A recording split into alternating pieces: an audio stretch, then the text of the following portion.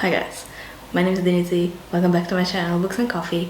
Today I'm gonna wrap up all the books I read in August.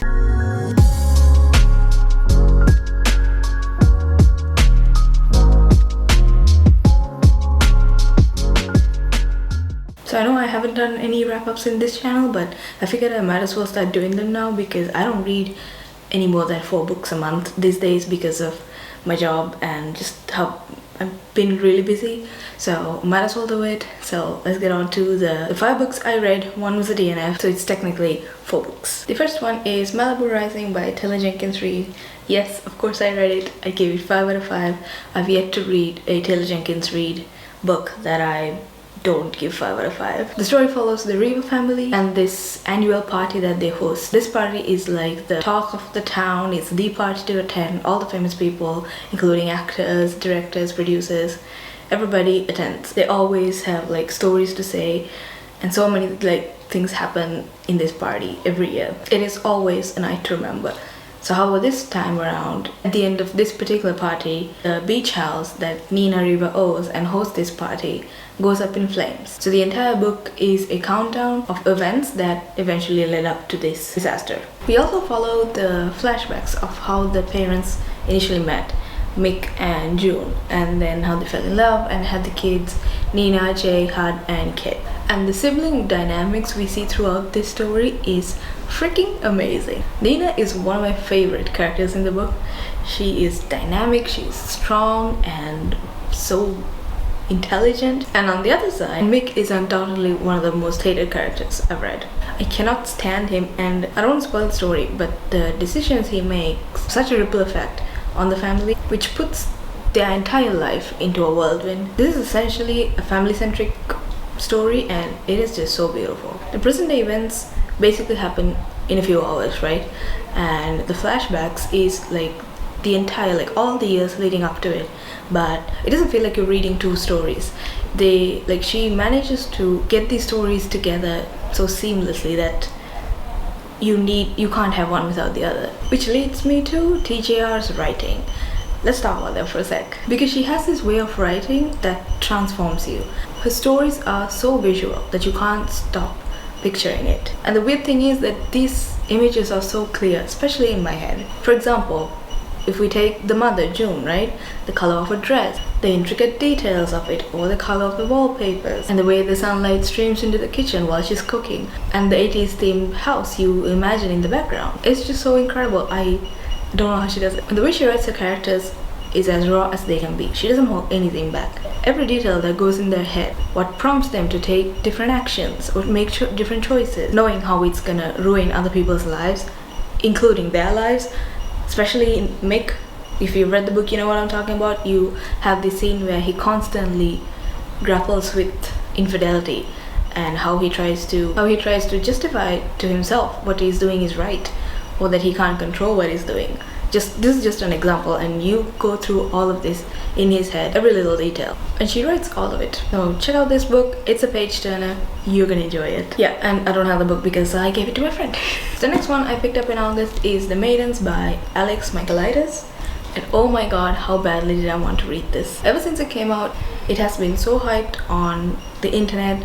Everybody was reading it, everybody was putting their reviews on it and hauling it. And a lot of people who read it seem to really love it. So of course I wanted to read it too, and the premise honestly sounded so intriguing. It takes place in Cambridge, and it's basically about this girl who ends up being murdered, and she turns out belongs to a secret society, like an elite society in Cambridge, and it's headed by this English teacher called Edward Fosca, and the society's name is called the Maidens. And it's basically like he makes them wear white, and he calls these girls the Maidens. So that sounded really creepy, and I was intrigued. But the premise here was very misleading, because you would think that this story is about the Maidens, but it's not. The Maidens are like one part of the story. It's mostly about this main character called Mariana, she doesn't even go to she's a group psychologist. She's a group therapist, and her niece goes to Cambridge, and she calls her to come and help solve a murder of this dead girl, which again, right, I read up to like 40% and I DNF'd it because even up until then I still didn't know why she was there and how she can be helpful, because she had no idea who this girl is, this dead girl, and the main character is so unlikable. She is just, the worst part is, this is what I hate in books when it does to me, they give me this tragic story of how she lost her parents and her fiance or her husband, can't remember, and that's basically the introduction to her character, right? This tragic story.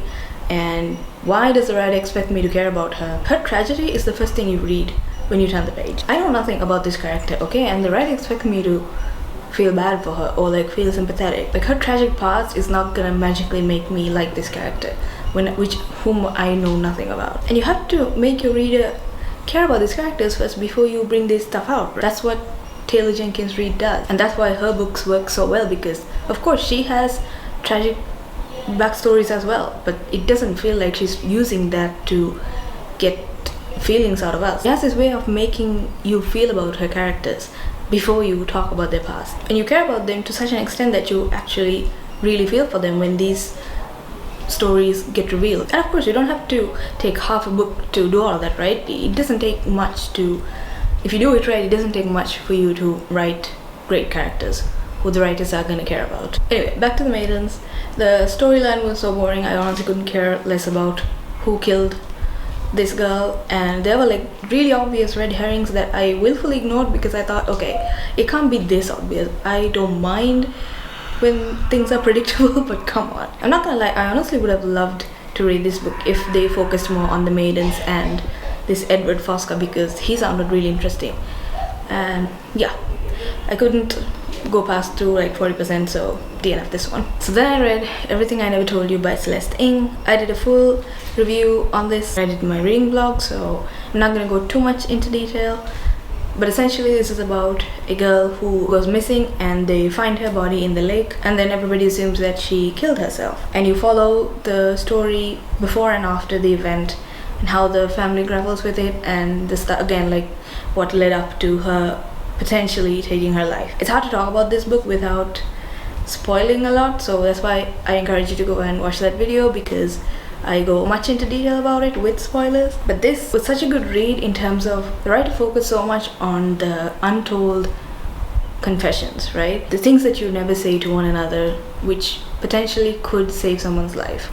And about this parental pressure that a lot of, I don't want to stereotype, but it's a thing in the Asian culture where like parents pressure you a lot into being academically successful or what they think to be successful, right? Be a doctor or be a lawyer. So, and she goes into detail about that stuff, and I really found it interesting and I really liked it. The only thing I wish is that this book could have been longer, because it didn't leave me enough time to connect with these characters. These are well-written characters and I wanted to know more about them, and they are very complex that you can't exactly put them all into, I don't know, into like less than 300 pages. It just doesn't work because I like them, I just didn't care about them. So also in that same reading blog, I listened to the audiobook for Daley Fonts, and that was again another 5 out of 5. I really enjoyed it. It's a really quick rom-com.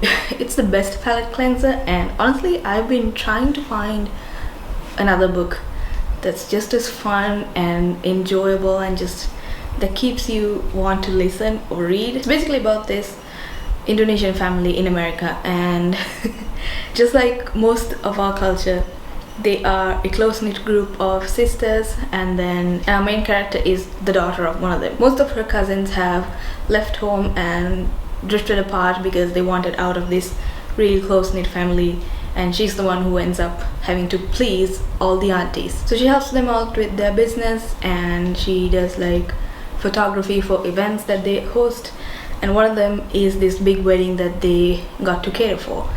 And before that, her mom tries to set her up on a dating app, and she pretends to be this girl. I think her name is Medi. And of course, like, so many events unravel throughout this book, and one of the best things about it is this audiobook is narrated by such a great voice actor, because I really liked it. I feel like the book, she elevated the story and she painted such a great picture that I actually felt like I'm watching a movie, even though I'm not seeing anything. That was Daley Fonts, gave that 5 out of 5. And then I read Jade Wall. Now this is the biggest surprise for me because I so badly wanted to like this, and it actually took me a long time to finish this. I buddy read this with my friend Aisha, and we took about a month to finish this goddamn book because I love Jade City. I gave it 4 out of 5. This did not live up to the hype. It's really sad for me to say it because I really wanted to like it. The things I liked about Jade City, now while it brought that fiery action and the political intrigue into this book, they focused more on the latter, and they elevated the political intrigue but they failed on the action, so that balance, it did not balance out. So I was just so bored with all these meetings, and of course like they opened up the entire world. It's not just Kekon anymore. They introduced so many other countries. With that came so many other characters that it was just so hard to wrap my head around these new people and the backstories. It was just a lot. And the people I really liked, like Hilo and Shay and Andy, they were all so spread out. They didn't have any interactions. Like, they didn't have a lot of interactions. They had a few, but not as much as Jade City, and I think that's one of the reasons I didn't enjoy this, because things that I liked about Jade City was very little in Jade Wall. Having said that, I gave this 3 out of 5 because I still like the story. The plot and the writing is out of this world. She knows how to write a good story, but I think it's the characters that didn't do it for me. Having said that, I am excited for Jade Legacy. I really want to read it. I want to see how everything finally ends, and I will definitely read it after. I will read it from the beginning after I've read Jade Legacy, because I feel like this is a book that will get better in retrospect, because these characters, like, I know she has a plan for all of these, it's just I don't know what they are, so I really can't be interested in them now. Yeah, I will definitely read this after the trilogy ends. And finally, I listened to this audiobook called The Radium Girls by Kate Moore. I also did a reading vlog on that, so you can check it out, which might come after this video. So this is about how when radium was first discovered, it was considered this magical element because, for one thing, it glowed in the dark, and they used it for everything, and the people considered it this magical element that cured diseases. And also, during the war, people used like luminous watches to see in the dark, and this watch factory called Radium Dials, they hired these women who were around like in their early 20s to come and paint these watches. So basically what they did was, after each dial is painted, they had to sharpen the tip of the brush to get like the precise dial, and they asked them to dip the tip onto their mouth after every dial. So they were consuming an enormous amount of radium without knowing. We all know how poisonous radium is now, but they had no idea, and without knowing, their mouths were decaying inside while they were still alive. And one of these girls actually had so much pain that she went to the doctor saying that she has a toothache, and when the doctor tries to take it out, her entire jawbone came with it. It was that severe, and it was basically like their mouths were decaying inside, which is like, I can't even imagine that pain. That was the first event recorded, and the story, there's so many more following after that. About 50 women died from radium poisoning after working in these watch factories, and the worst part is that the people who owned them knew it. They knew it was poisonous, and they still used these girls. It's such a great book. It's such an informative book. I really want to know these stories. I really want to know and read them, because it's important that we remember these people who suffered so much at the hands of like these power-hungry, greedy people who wanted to make money by killing other people. It's just so harrowing to read, and these accounts are like real, true events that happened. You can see how brave these women are, like how they were deteriorating inside out, and they were still fighting for justice, going to court and trying to get the compensation. Basically, they were trying to get money from these factories just so they can pay for their funerals, because it was the Great Depression, and by that time people were out of jobs. They couldn't afford doctors, they couldn't afford their medical bills. It's one of the worst events that I had no idea about, but we should all be educated on, I feel like. So even though it was hard to read it, I wanted to finish it because I want to remember these women, these Radium Girls that they later came to know. So yeah, that is all the books I read in August. I will see you in the next video. If you like this, give a thumbs up, subscribe, and see you later.